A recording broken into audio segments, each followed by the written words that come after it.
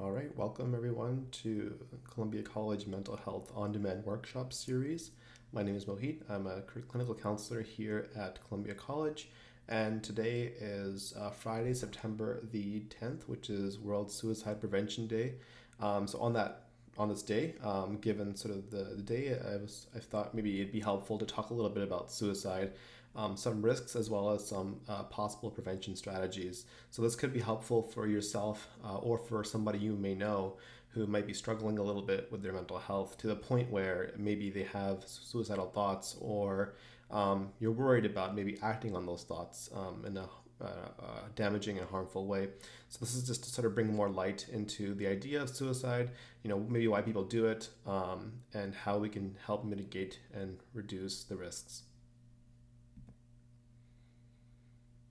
So zooming out at the global statistics, importantly, suicide is the second leading cause of death in the world for those aged 15 to 24 years of age, and roughly one death every 40 seconds can be attributed towards suicide. So, a large number of people do sort of suffer from very debilitating conditions or situations where they might feel like the only way out is to, unfortunately, sort of end one's own life. There are gender disparities in suicide rates, between males and females, how they attempt, how successful those attempts may be, sort of the causes of suicide.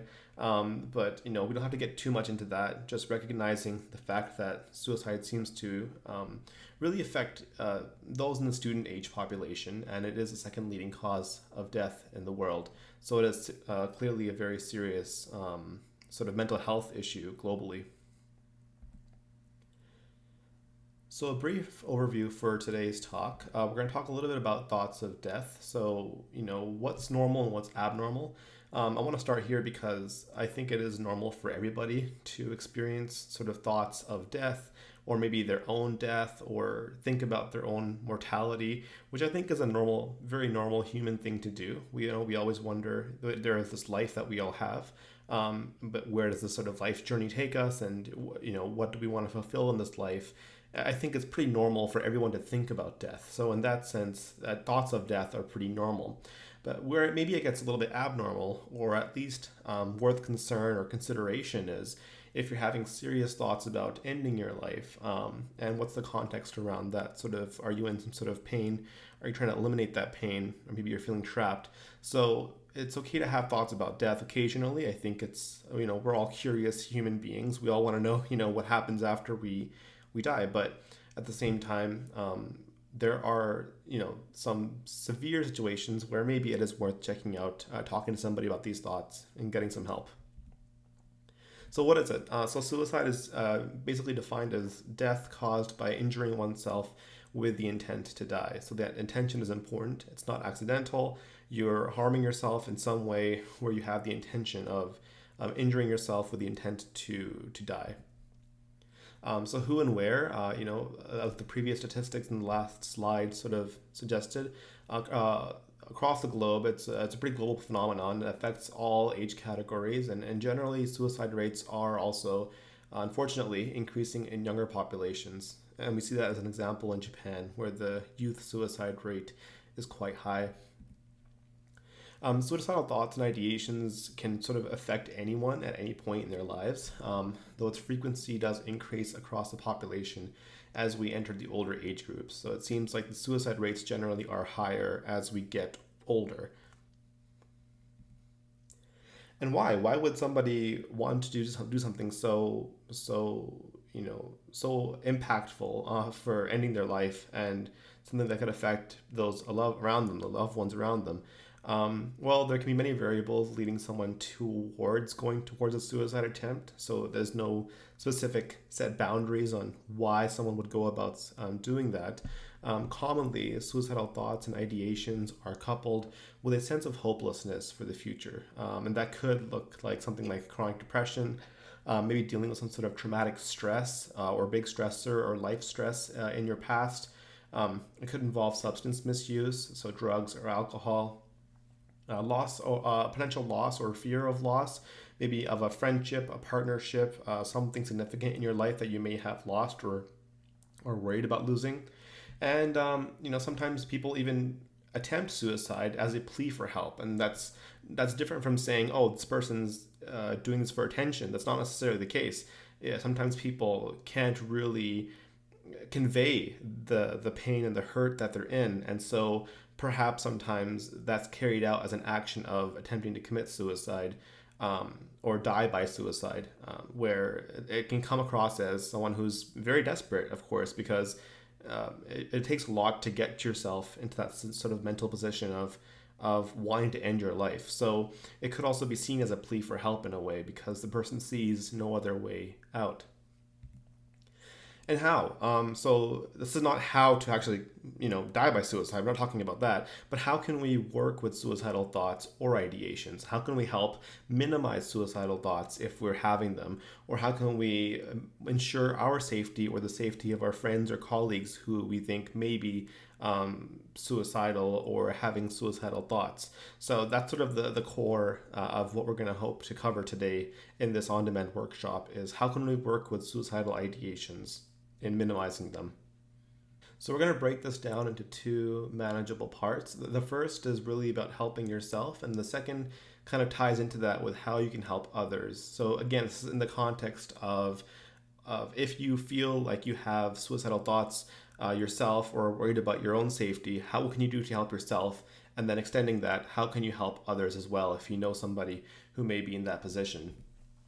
And breaking that down further, for yourself, we'll talk about knowing the signs and symptoms. When should I take normal thoughts about death, and sort of when does that barrier cross into something that does require attention, somebody else's attention, your own attention. So knowing the signs and symptoms, and also the access to support and resources, and that can include online resources as well as offline, sort of in-person resources. And as well for helping others, identifying risk and safety, providing appropriate support, and really helping that person connect with that support and resources. And again, we'll talk about online and offline supports. So we'll start with helping yourself. So what do I do if I have thoughts of suicide? Maybe you sort of can identify it in a way. And here's a model which is very common in mental health and understanding our mental health. It's that feelings and thoughts, our behaviors are all kind of linked together. So if you were to dissect that through the lens of suicide, how strong are the negative feelings that you might be feeling if you're feeling very down, isolated, sad, hopeless. How long have these feelings persisted, and where do these feelings come from? Importantly, with the feelings, you want to feel ultimately safe and hopeful. Of course, when you are feeling suicidal, you might feel the opposite. You might feel unsafe and hopeless. But the goal with your feelings here in this sort of situation and state is to try to feel safe, try to feel hopeful. And we'll talk a little bit about how that could be possibly achieved. Thoughts, how strong are my thoughts? Is it as hopeless as it seems? Here we're talking about the situation where you might feel trapped and in that place to possibly, think about death and suicide. Is the situation as hopeless as it seems? Are there alternative actions that could be taken? And ultimately the goal here is, how can I keep myself safe? Sometimes those suicidal thoughts can lead to suicidal behaviors, which is something that we want to avoid. So how can you physically keep yourself safe in that moment? And finally, the behavior itself. Maybe you're thinking about different means or methods on how you might ultimately choose to die by suicide. But there are ways you can sort of distract the thoughts. Again, it depends on how severe these thoughts are, how long you've had these thoughts, and all the other contextual factors. But it's possible to distract yourself with a podcast, to wash your hands or face with cold water, or any other kind of general soothing behavior. If possible, if there's a friend or family you can reach out to, maybe that act of reaching out could hopefully help at least get sort of your worries about your safety out there to somebody else. And of course, if a thought persists and you worry about your harm to yourself, you should ultimately call 911, a suicide hotline, or the police for a mental health wellness check. And mental health wellness checks, they're more common in the West than other cultures, so I'll briefly describe them. They're when a police officer gets a call for someone in mental health stress or duress, and it's a general safety call, so the police officer might come knocking to your door, just to sort of check in to see how you're doing. If there's any supports, if you've been injured, anything like that, they can sort of connect you to or take you to an ambulance, things like that. But generally, police health wellness checks are a way for you to get somebody to check in on you and see if maybe they can help you immediately. So again, if it's an emergency, if you feel like these thoughts are too strong, then definitely reach out for support immediately. And ultimately, it's about talking to someone. So yeah, you feel isolated and down. Yes, you might be having thoughts about suicide, death, how maybe nobody's out there who can take care for you, nobody who you can talk to. But that barrier is really the hardest one to cross. But it's about ultimately getting yourself to talk to somebody. And that person could be a trusted family member, a friend, a partner, and especially a professional, because sometimes we can reach out to friends or family and they can maybe temporarily help. Who knows? Maybe they say something and it makes it worse. They don't really understand you. So it's really important to ultimately connect with a professional as soon as you can. And that could be someone like a crisis line, trauma counselor, some intervention support, or emergency services, calling 911, or even a psychologist who could maybe talk further with you about the situation at hand, maybe once you're in a more calmed down state. And so that means maybe talking to a crisis line support person right then and there. So ultimately, it's a matter of assessing how strong are my feelings, my thoughts, and how risky is the behavior that I'm putting myself into? Can I trust myself in this situation? Is my mental state fully conscious, fully aware of what I'm doing? These are all sort of big questions, and you can sort of do a self-test to see how comfortable or safe do I feel. And if you don't feel comfortable or safe, see what you can do for your feelings, your thoughts, and ultimately your behaviors to get yourself to a safer place. So that's what do I do if I have thoughts of suicide generally. We'll talk a little bit about reducing risk as well. So, of course, seeking treatment, care and support for mental health concerns, and building a good relationship with a doctor or other health professional. If you're seeking treatment, at the very least, a mental health professional knows that you have had maybe a past situation or are having these thoughts, and they can help you actively deal with, work with, and manage these thoughts, and maybe even some of the sources of these thoughts. Where are these thoughts coming from? It's important to build social support networks. So again, that means family, friends, a peer support or support group, or connections with the cultural or faith community. There are clubs at Columbia College, for example, that you could be joining. But really, it's a matter of staying connected with people, and that feeling of connection actually really does wonders for to fight against those negative feelings of feeling lonely, of feeling alone and isolated, that nobody understands you, because those feelings are very strong. And if you do feel suicidal or have thoughts about death, those feelings are always very strong. So having a social network can kind of act as a buffer against that. And learning good coping skills to deal with these problems, and trusting in your coping abilities. This is very individual, of course, so that would involve you talking to a trained professional, a therapist, sort of working through what you do to cope in situations like these, and see whether these coping mechanisms are adaptive or helpful, or unadaptive or not helpful. So an adaptive mechanism might be maybe having a self-care routine, like listening to your favorite podcast or listening to an album that could divert your mind from thoughts of death and harm. Whereas a maladaptive or not helpful response could be something like drinking alcohol or using drugs to minimize those thoughts. So there can be healthy ways of coping as well as unhealthy ways of coping. And I just want to give some resources generally. These resources are kind of universal to both helping yourself and helping somebody else. So it's good to have these. But the first is you can simply Google self-care checkup, positive psychology. It's a website where you can get a free PDF. It's about 2 or 3 pages. You basically check off some boxes to see, how is my current self-care routine doing? And sometimes when we have poor self-care and that goes on for long enough, we might feel stuck. We might feel like we're not accomplishing our goals. We might feel behind in our life or ignoring certain aspects of our life. And that can prelude a lot of more severe thoughts or behaviors that if left unchecked. So checking in on your self-care routine is a good start. There's also a handful of great emotional supports, information, and sort of nonprofits out there that can help you get connected. So we have Crisis Line Association of BC. There's two phone numbers here. There's also the BC Mental Health and Addictions website where they can help connect you with mental health professionals and addictions professionals. There's Here to Help. I believe these guys are 24/7 as well, and they have their own mental health screening as well. So if you're thinking, I feel sad or I feel a little bit anxious or some anxiety, the screening tool really helps by asking some general questions about your mental health to see maybe where you might feel your strengths are, but also some weaknesses, and help identify maybe what areas you might want to work on or if you want to talk to somebody about.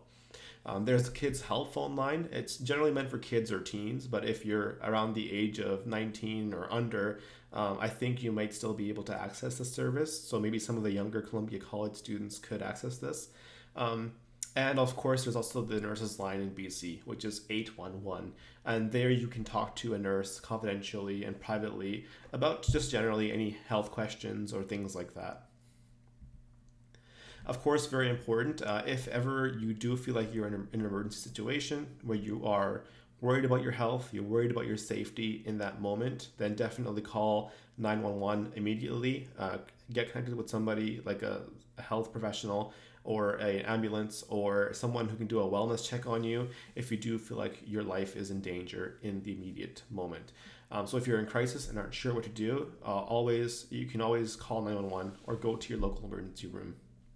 So that was a bit on helping ourselves. If we're feeling like we have some suicidal thoughts, and again, these are thoughts that can last very long or very strong. Maybe they might even be acute, like you might be having thoughts of death for the first time, and that could be very overwhelming. So if you're feeling uneasy about thoughts in general about death, or you're feeling like you're thinking about certain things a lot more and you're worried about that, then it might be a good idea generally to talk to somebody about it, a family, a friend at the very least, and a mental health professional. So now we're going to switch gears a little bit to helping others. And a lot of the same things that work for helping ourselves does help with others, but there are some caveats, and we'll go into that a little bit. So now the question is, how can I help someone who may be feeling suicidal? So this is about you maybe helping somebody else who is feeling down, or who is feeling like they can't, who is feeling unsafe generally. So there's major warning signs of suicide, and there's an acronym that spells IS PATH WARM. You don't have to memorize it. If you do, that's awesome. But you can kind of keep this, maybe slide, screenshot it or save it, and it's a good little cheat sheet to identify what might be worth looking out for. So is ideation, so thinking about suicide. S is substance use. Are there any problems with drugs or alcohol? Path, purposelessness, so feeling like there is no purpose in life or reason for living. Anxiety is sort of a general intense anxiety or feeling overwhelmed and unable to cope. T is trapped, so feeling trapped or feeling like there is no way out of the situation. And H is hopelessness or helplessness, which is feeling like there's no hope for the future or feeling like things will never get better. And finally, warm. These are sort of general behaviors that somebody might be displaying if they are having thoughts of death or suicide. So withdrawal, avoiding family, friends, or activities. Anger, feeling unreasonable anger. Recklessness, engaging in risky or harmful activities which are normally avoided. And mood change, a significant change in mood. So if you notice someone might be thinking this way, behaving this way, feeling this way, then maybe it might be worth checking in on them more frequently, seeing what's going on in their lives, how is their functioning, and that can really, these sort of are pretty generally common indicators for identifying when someone may be feeling suicidal. It is important to note that even with all of these, sometimes people can feel like or display that they have perfect lives and internally may be suffering for a long period of time and may ultimately choose to end their lives. So sometimes warning signs are not obvious at all, but this is just a general sort of guideline for how some common suicidal symptoms of someone who may be thinking of suicide are.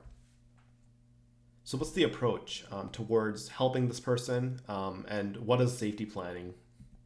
So the approach, generally, when you are talking to somebody like a friend or colleague or a family member who you think may be feeling suicidal, maybe feeling very down, depressed, is to be empathic. So to listen, that involves active listening, minimal questioning without judgment. You can ask sort of open-ended questions about what's happening or what's going on in their minds, but don't ask too many questions and don't ask questions that involve some sort of judgment. Ultimately, your goal is to provide some support and ensure that person is physically safe. Of course, maintaining your boundary as well and helping that person connect with a professional. Safety planning is a list of personal strategies to use if you think you are at risk of hurting or ending your life. And you can create a plan on your own or with a loved one or with your mental health care professional or team. And that plan could include a bunch of things like activities that calm you down or take your mind off of your thoughts. It could involve reminders for your own reasons for living. Could have a list of key people to talk to if you're feeling worried about your safety, phone numbers for local crisis centers or suicide prevention hotlines, and a list of safe places to go to if you don't feel safe at home. So a safety plan could be very comprehensive. It could be a general guideline. It's really ultimately whatever helps that person who's created that plan for themselves. And we don't have to call it safety plan because that can also maybe be stigmatizing or intimidating. You can call it sort of a general wellness plan or check-in plan when you're drafting it out with this person. So that could be one way of helping that person sort of brainstorm, what can I do when I'm having these thoughts and I'm feeling very stuck. And again, that approach is very important. And considering also your boundaries, you can't be with that person all day, day in, day out. Definitely you have your own life to attend to. So it's a matter of how can I get this person connected as soon as I possibly can while maintaining their safety, while also maintaining your own sanity, which is very important because you don't want to sort of get swallowed into a lot of the negative thoughts and feelings the other person might have, because those would obviously start affecting you gravely as well, and importantly affecting your ability to help that person. So it's important to also maintain your boundaries with loved ones, even though that can be hard, but certainly important to connect them with professionals above all else. And again, that list of resources is here as well as that I mentioned previously with helping yourself. These resources are the exact same.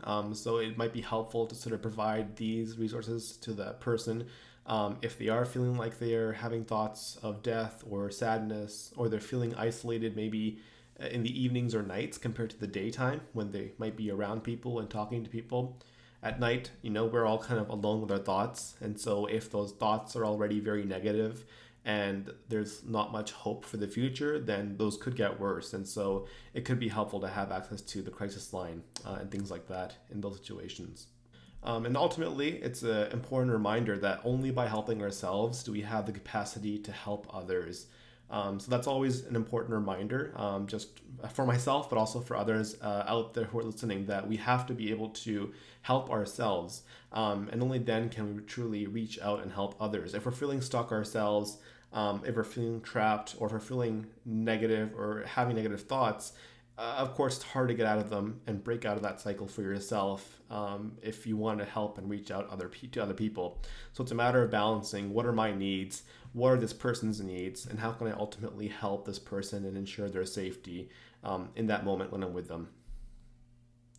So thanks for listening. Of course, suicide and death are very sort of taboo, culturally taboo subjects. So it's not always easy to talk about. But if you do feel like you want to speak to one of our counselors, you can Google Columbia College Mental Health for more resources and to book an appointment. Here's a link to our webpage. You can also email me directly, and there's my email. And if you have any questions or you want to speak to one of our counselors or get connected, you're always welcome to do so. So thanks for listening. Today's World Suicide Prevention Day. So in that spirit, hopefully this was informative. And this workshop sort of gave you some ideas about how you can help yourself and possibly help others in these sort of tough situations where you might feel like worried for your safety and have sort of thoughts about death. So thanks for listening and take care.